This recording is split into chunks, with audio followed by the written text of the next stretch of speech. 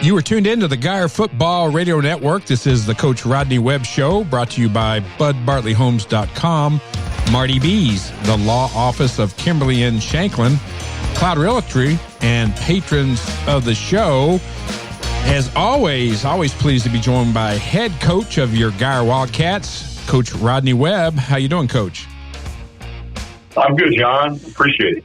Yes, sir, man. We're getting deep into the season. We started the season a month late, so here it is as we record this, the week of November 16th. You head into another district matchup back at home against the McKinney Boyd Broncos. But before we get into that upcoming matchup, let's talk about the big game last week in Allen.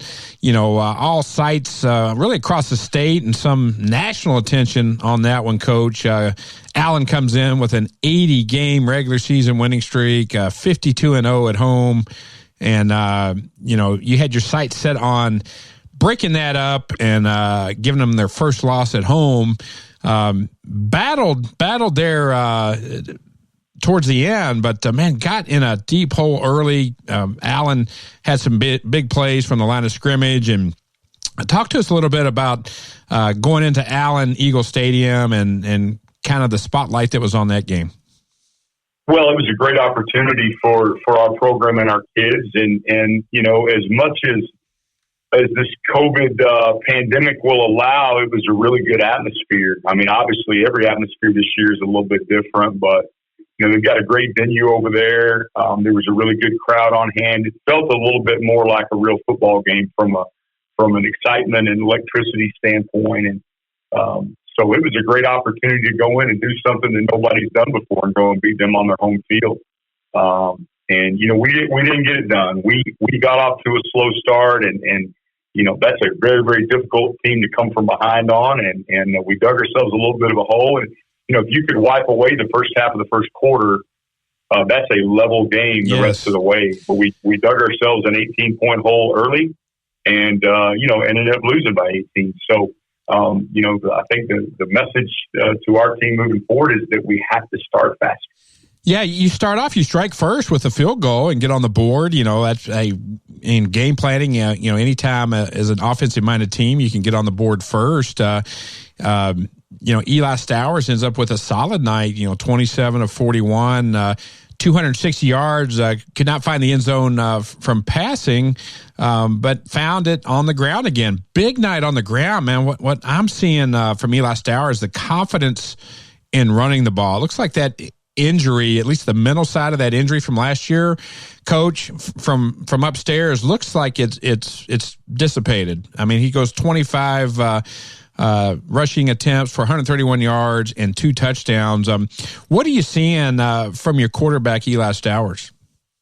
Well, Eli's healthy, and to be honest, the injury is not even a second thought to him right now, nor is it to the coaching staff. And, we just feel like Eli is 100% and very confident. And so, we're right now, as I mentioned before, we're having to operate offensively a little bit differently to help try to take advantage of some of our kids' strengths and mask a little bit of our deficiency. So we're operating a little bit differently, and part of the way that we're kind of being forced to operate right now is a little bit more quarterback run game. Well, like you mentioned, you competed really toe-to-toe with the Allen Eagles, with the exception of some of those big plays early, that 18-point deficit that you could kind of wipe away. But that's also without some of your key players. You were without Knox Boyd, Grayson O'Bara, and a couple other players were banged up. But that's just part of the game this time of year, isn't it, Coach? Yeah, it's certainly part of it. And we're never gonna make excuses based on injuries, because injuries are certainly a part of the game.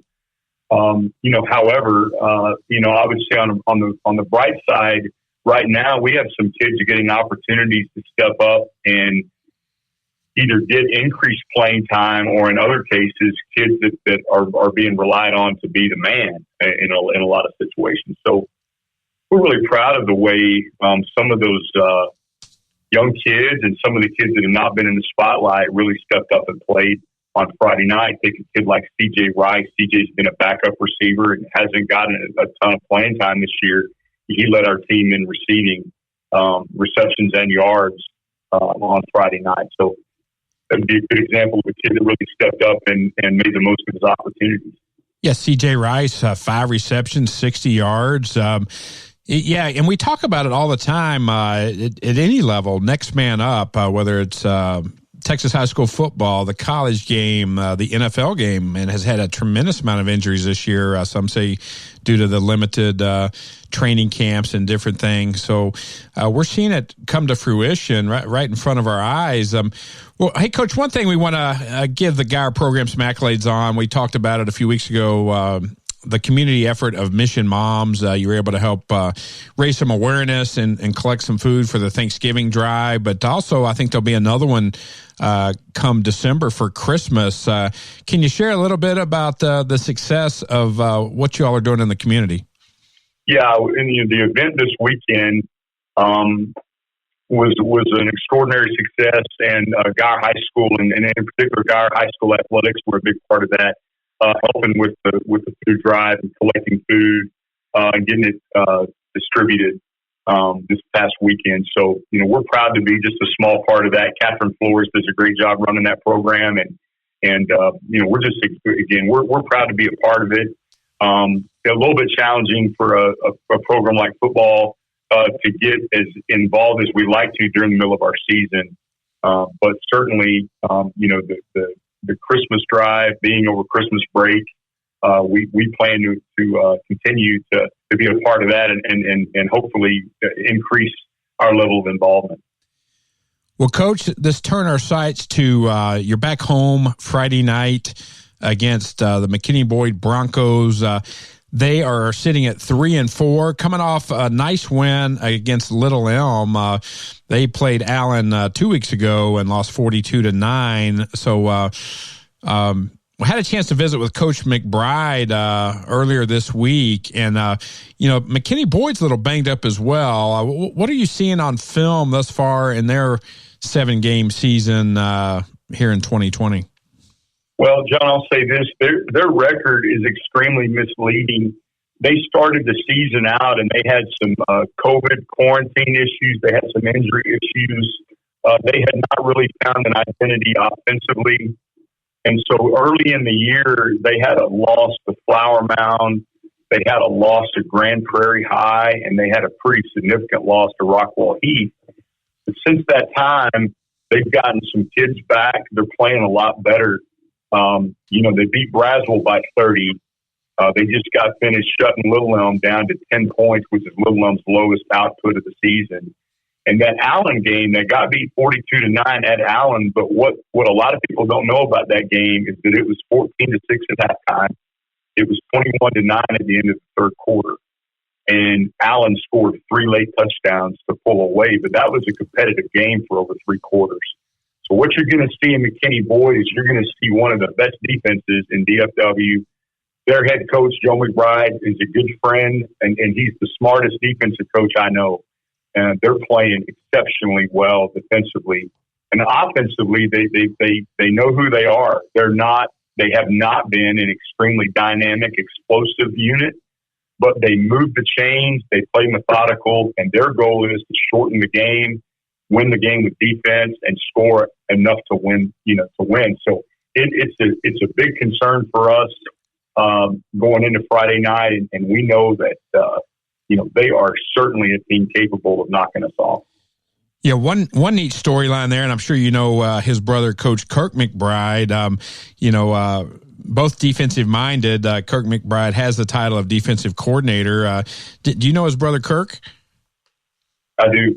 So that's a neat story. We don't see that a whole lot in high school coaching where 2 brothers are on the same staff. Being the president of the Texas High School Football Coaches Association, do you know many situations like that around the state? There are a few here and there. I can't recollect right now any examples of 2 brothers being on the same staff. Texas State has a similar situation. The Spavital brothers. The head coach and the defensive coordinator. So, That's probably the closest example I can think of that. Well, Coach Webb, McKinney runs a little bit of a spread offense. They'll run different formations at you. They haven't put a ton of points on the board this year other than the Braswell game. Pretty nice outing against Little Elm. But defensively, speaking for Coach Heim now, what's it going to take to hold McKinney Boyd, to maybe under 3 scores? Well, we got to be sound. We've got to be sound. Our issues defensively Friday night largely were fit issues. It was largely making sure that we were gap sound and had gap integrity. And we've got to be better there because they're a team that's going to take advantage. If you give them a little sliver, they're going to take it, and they might not take it 80, but they're going to take it enough to move the chains. So we've got to be sound defensively. We've got to tackle well. And we've got to keep them from doing what they want to do. What they want to do, slow the game down, long, methodical scoring drives. Our goal defensively has got to be put pressure on them and get them off the field. And then switching gears to the Geyer offensive side of the ball, just things you've been working on all season long, all coming together, again, putting 38 points on the Allen Eagles. I think we can all agree the offense is starting to come into their own, even, with some injuries last week. What do you expect out of your offense Friday night? Well, when you attack a defense like McKinney Boyd, there are no magic bullets to be had against a defense like this. You have to earn what you get. And so when you play somebody that is as sound defensively as Boyd, you just have to make sure that you're sound. Like, we have to execute well. If we execute well and we've got some grit, and if our running backs are able to break a tackle here and there, we're able to throw the ball into some tight spaces, we can score our share of points. But it's got to be something that we earn. So I would say, for us, it's all about our level of execution. There's not going to be a play that we run that they can't stop or a formation they can't align to. It's just execution of what it is that we're doing. And Michael Carver will be joining me on the broadcast tonight. If we're sitting up there at C.H. Collins celebrating a Geyer victory on Friday night against the McKinney Broncos, what are going to be the keys to the game? Well, I probably sound like a broken record, but it's pretty much what I always lean on.